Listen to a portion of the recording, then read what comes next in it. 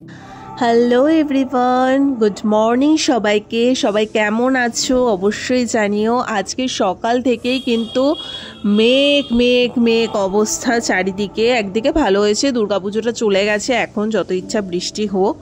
তো কয়েক পশলা বৃষ্টি হয়েও গেছে। তো যাই হোক, এটা হচ্ছে আফটার দুর্গাপুজো এফেক্ট, মানে চারিদিক ঘরবাড়ি লন্ডভন্ড হয়ে আছে। আমার সাদার জিনিসের অবস্থা খারাপ, আমার জামা কাপড় সব কোনো রকমে সব পুড়ে পুড়ে রেখে দিয়েছি, সব আজকে ক্লিন করব।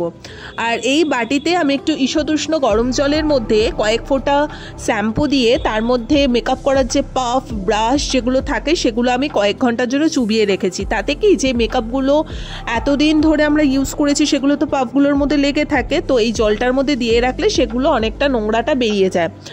তো আমি যতক্ষণে ওই জিনিসটা হতে থাকছে, কয়েক ঘন্টা আমি চুবিয়ে রেখেছি, ততক্ষণে আমি সাদা জিনিসটা বক্সটা এখন পুরোটা গোছাবো। মানে এক একটা সেকশনে এক একটা পার্টে আমি ভাগ করে রাখি। কিছু পার্টে থাকে আমার চুড়ি, কিছু পার্টে থাকে গলার হার, কিছু পার্টে থাকে কানের, সমস্ত কিছু এক একটা আলাদা আলাদা পার্ট করে করাই থাকে। সেগুলো এখন জায়গার জিনিস জায়গায় রেখে দিচ্ছি, কারণ সামনে আবার কালী পুজো, তখন আবার এক পোস্ত শুরু হবে লন্ডভন্ড চারিদিক। কিন্তু আমার মনে হয় প্রত্যেকটা বাঙালি বাড়িতেই দুর্গাপুজোর পরে বা যে কোনো অকেশনের পরেই কিন্তু মানে বাড়িঘরের অবস্থা এরকম হয়ে যায়। আর এবারে না এই ফুলগুলো কিনে, মানে এই ফুল গার্ডারগুলো কিনে ভীষণ হেল্প হয়েছে অ্যাকচুয়ালি। এবার আমি ভাবছি যে একটা ফুল কভার করা কোনো একটা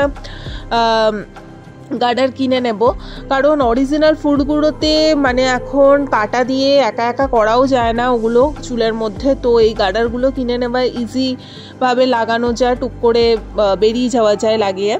তো বেশ আমার ভালো লেগেছে এই গার্ডারগুলো অ্যাকচুয়ালি।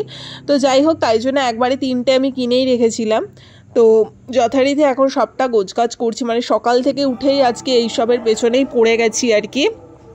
তারই মধ্যে ছোট ছোট করে একটু ভিডিও তোমাদের জন্য বানিয়ে দিলাম, যাতে তোমরাও মানে একটু দেখতে পাও যে আফটার পুজো কি অবস্থা হয়।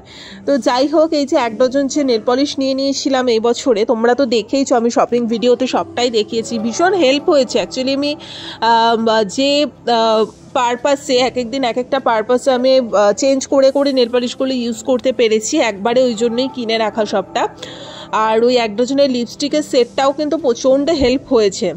সো রেনের লিপস্টিকগুলো ইউজ করলাম, সিরিয়াসলি ভীষণ ভালো। তো তোমরা যদি চাও তো রেনের এই লিপস্টিকের কম্বোটা তোমরা নিয়ে নিতে পারো, অনলাইনে অ্যাভেলেবেল রয়েছে, প্রচুর শেড এখানে রয়েছে, যখন যেরকম ইচ্ছে শেড তোমরা অ্যাপ্লাই করে বেরোতেই পারো।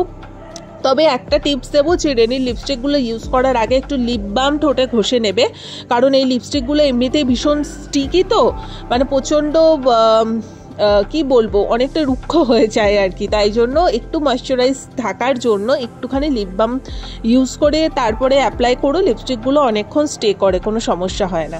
তো সাধারণ জিনিসের পার্টটা তো হলো, এবারে আমি জামা কাপড় নিয়ে যুদ্ধ করতে বসেছি। তো ভিডিওতে দেখে তোমাদের মনে হয় যে কত অল্প সময়ের জন্য হয়ে যাচ্ছে, বাট আমি স্পিড বাড়িয়ে এবং খুব শর্ট টাইমের জন্য কিছুটা পোর্শন আমি শ্যুট করে দেখাই, নাহলে তো পুরো বোর হয়ে যাবে তোমরা।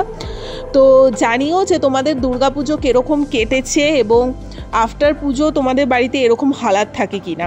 তো মোটামুটিভাবে গোছগাছ কমপ্লিট। আমার তো কোমর ফোমর পুরো ধরে গেছিলো, কোমর পা পুরো। তো তারপর যথারীতি একটু ফল টল খেতে বসে পড়েছি এবং নিজের রূপচর্চা করতে বসে পড়েছি ডেফিনেটলি, কারণ এই কদিন তো নিজের রূপচর্চা সেভাবে করাই হয়নি। কখন সকাল হচ্ছে সন্ধ্যা হচ্ছে মানে টেরই ছিল না, কখন ঘুমাতে যাচ্ছি কোনো কিছুরই টের ছিল না। তো যাই হোক, তো ওই যে কয়েক ঘন্টা আমি যে চুবিয়ে রেখেছিলাম, এরপরে আমি এসে একটু ঘষে ঘষে জাস্ট নোংরাগুলো বার করে দিচ্ছি, কারণ প্রচুর মেকআপ যেহেতু লেগে থাকে। তো এবারে একটুখানি শুকিয়ে নিলে মানে আবার নতুন একদম আগের মতো হয়ে যায়। তো আমি যখনই পাফ পরিষ্কার করে এইভাবেই আমি ব্রাশেসগুলো এবং পাফগুলো পরিষ্কার করি, সেই টেকনিকটা তোমাদের সাথেও শেয়ার করে দিলাম। তো এবারে তোমাদের সাথে আমি শেয়ার করব, আমি কয়েকটা মিশো থেকে আবার জুয়েলারি আনিয়ে নিয়েছি, বিকজ সামনে যেহেতু কালী পুজো, তো মেয়েদের তো এই বাতিকটা থাকে। মানে আমি নবমীর দিন পর্যন্ত আমি আর সঞ্চিতা কানের দুল কিনেছি, তার মানে ভাবতে পারছো যে কি অবস্থা আমাদের। তো যাই হোক, বেশ সুন্দর জুয়েলারিগুলো, তোমরাও যদি চাও তো এগুলো কিনতেই পারো।